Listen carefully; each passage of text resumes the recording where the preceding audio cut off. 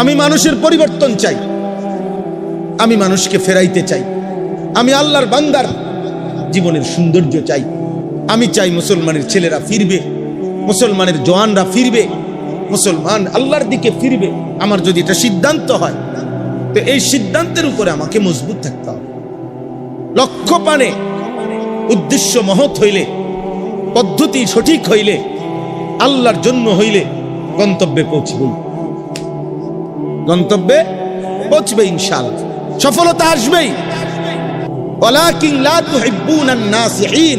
যুবক শোনো, এইখানে আল্লাহ বলছে আল্লাহর আযাব যখন আসে তো নবীগণ বলছে, হায় জাতি, তোমরা আসলে নসিহতকারীর, উপদেশদাতার উপদেশে পাত্তা দাও না, পছন্দ করো না।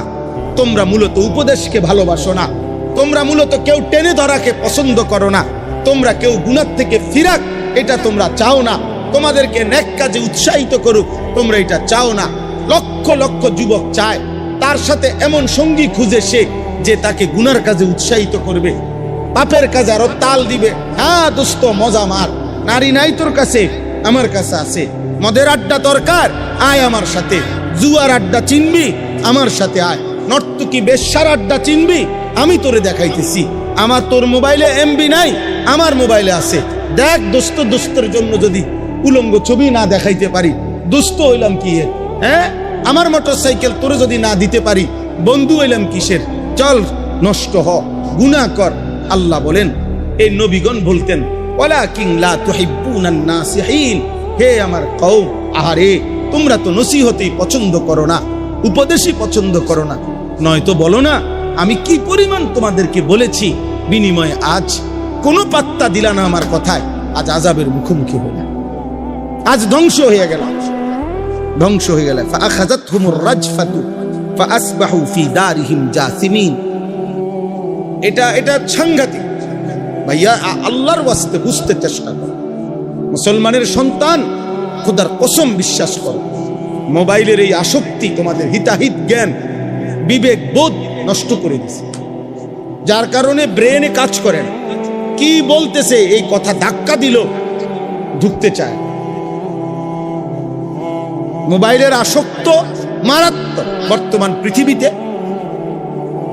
কোন যুবক অন্য সব আসক্তি ছাড়তে পারে, মোবাইলের আসক্তি ছাড়তে পারে, বড় মারাত্মক।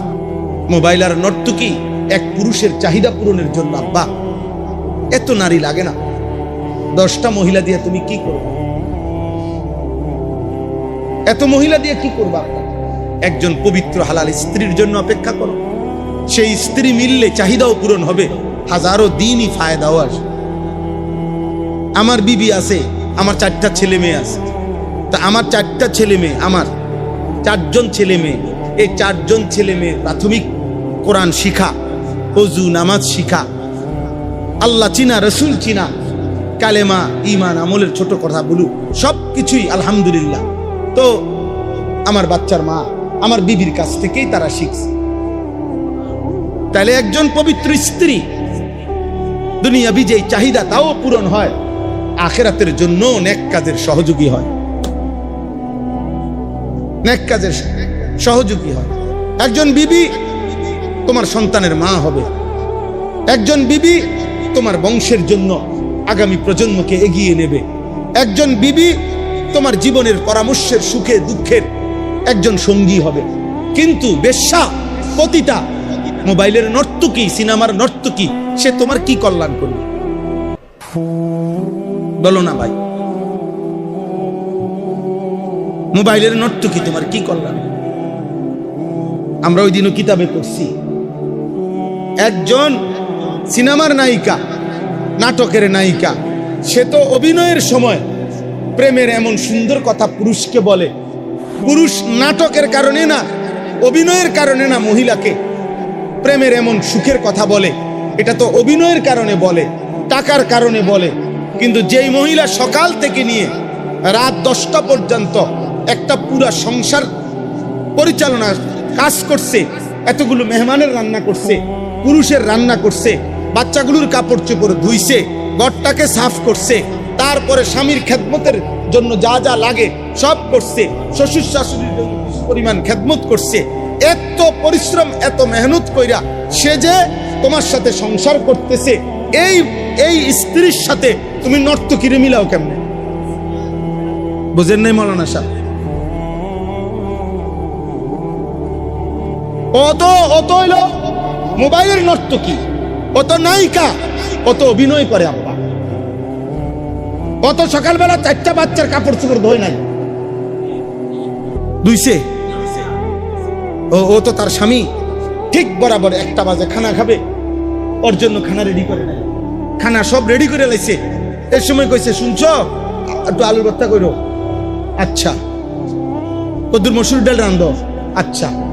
সব রান্ধা মাত্র বাইরেছে, এই সময় ফোন গেছে, 2জন মেহমান আছে, যেমনি হোক কদ্দুর নতুন অন্য একটু কিছু আসেনি চাও, মানে এটা আমি আমার ঘরের কথা কই, সবার ঘরে এমন।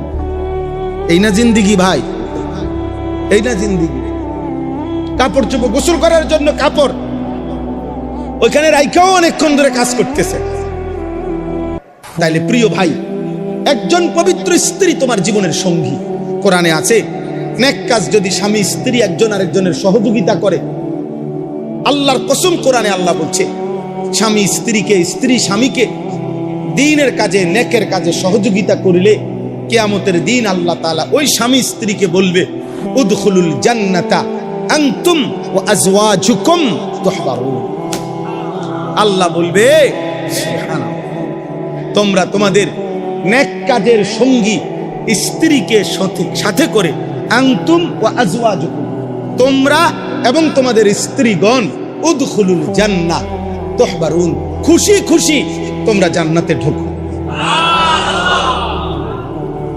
তাইলে দুনিয়ার চাহিদাও পূরণ হইল, হালাল চাহিদাও পূরণ হইল, যৌবনের চাহিদাও পূরণ হইল, দুনিয়া আখিরাতের অসংখ্য কল্যাণ বয়া। তো এটা হারাম নারীর থেকে পাওয়া যাবে আব্বা? আল্লাহ আমাদেরকে হেফাজত করে, আল্লাহ আমাদেরকে হেফাজত। কোনো এক ছেলে যদি বুঝো ভাই, আমরা বলা সার্থক। সাতের সময় আমি সব সময় বলি রে আব্বা, সমবয়সীর লোকে বুঝা ফাটতাম, ওইতে তোমারে হাসি দিয়া, তাল দিয়া, ওই তোমারে উড়াই দিব। তোমার হয়তো অনেকের এইম হয়, মানে আশা হয়, বা অনেকের কিছুটা বুঝ আসে, অনেকের মধ্যে একটু আগ্রহ তৈরি হয়, কিন্তু বন্ধু নামের শয়তান তারে আবার কি করে দেয়। হাদিস আছে, আমার কাছে কিতাব আছে, এক লোক নবী সাল্লাল্লাহু আলাইহি সাল্লাম এর সময়ে আপনার নামাজের ওয়াক্ত চলে যাচ্ছে, ঘুড়ির পিছনে দৌড়াইতেছে, বুঝছেন, গুড্ডির পিছনে দৌড়াইতেছে। তো আল্লাহ নবী সাল্লাল্লাহু আলাইহি সাল্লাম উল্লেখ করে বলছেন, দেখো এক শয়তান আরেক শয়তানের পিছনে দৌড়াইতেছে। আরে আপনি আরো শুনেন, আরো লাগবে। একের সহজ একটা উদাহরণ বলি, হাদিসে আছে, নামাজে যে দাঁড়ায়, তো নামাজি ব্যক্তির সামনে দিয়ে যাওয়ার অনুমতি আসেনি? কথা বলে না ছেলেরা, ভাই তোমরা এটা জানো নি? নামাজি ব্যক্তির সামনে দিয়ে যাওয়ার কি নাই, এটা সবাই জানে। এই কথাইটা একেবারে পরিষ্কার, আমার নিজ চোখে এই হাদিস পড়ছি, মিশকাতে এই হাদিস আছে। আল্লাহ নবী সাল্লাল্লাহু আলাইহি সাল্লাম বলছেন, তোমাদের নামাজের, মানে কমপক্ষে নামাজের সেজদা আমি যেটুকু দেব, আমার এই সেজদা বরাবর এটুকু জায়গার এই সামনে দিয়া কেউ যেন অতিক্রম না করে। নবীজি বলছেন, তুমি তাকে হাত দিয়ে প্রতিহত করো। তো এই শব্দটা বলতে গিয়ে প্রয়োজনে তুমি তার সাথে যুদ্ধ করো, যুদ্ধ অর্থাৎ শক্তভাবে হাত কি করে এমন ভাবে ধরে রাখবা যে প্রয়োজনে যেন যুদ্ধ করতেছো, যে সে যেন কি না হইতে পারে, এখান দিয়ে পার হইতে কোনোভাবে না পারে। বিষয়টা এইভাবে বলার পর আল্লাহ নবী সাল্লাল্লাহু আলাইহি সাল্লাম বললেন, কেননা এই যে অতিক্রম করে ফেললে, যে লোকটা অতিক্রম করে, ফা ইন্নামা হুয়া শাইতানুন, এই শব্দটা হল রাসূলুল্লাহ সাল্লাল্লাহু আলাইহি সাল্লাম বললেন, কেননা এ হচ্ছে শয়তান।